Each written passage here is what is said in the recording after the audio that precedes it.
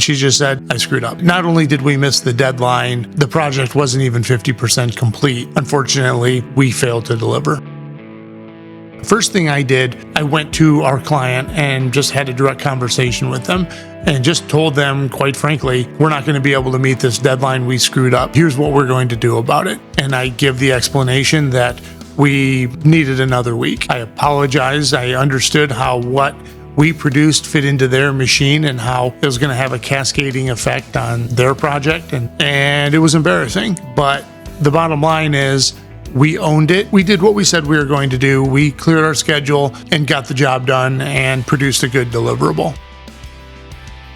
Once everything was done, I had a meeting with the project manager to discuss the situation. And the first thing I asked her is, I'm like, how did this happen? And she just looked right at me and she just said, I screwed up. I'm like, okay, I accept it. The why really doesn't matter. But I also said that we missed a deadline and we have to make sure that that doesn't ever happen again. And so I looked at her and I just said, hey, I'm going to put it on your plate to look at your process, figure out how this slipped through the cracks.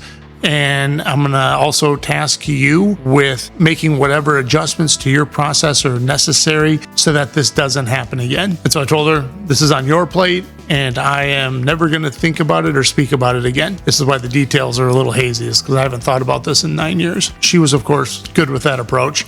We never had this issue again. Everything was positive in that regard. It allowed her to own it, but also it allowed her to correct her own mistakes. And it also allowed her to more or less keep her dignity. And the last thing I want is team members walking around on eggshells worrying that they're going to be chastised in front of the entire group because they screwed one thing up. So regardless of the size of the screw up, we always want to make sure that we allow people to keep their dignity. And it's also worth pointing out that this was an isolated incident. It was a one-time thing. And yeah, it was a big screw up.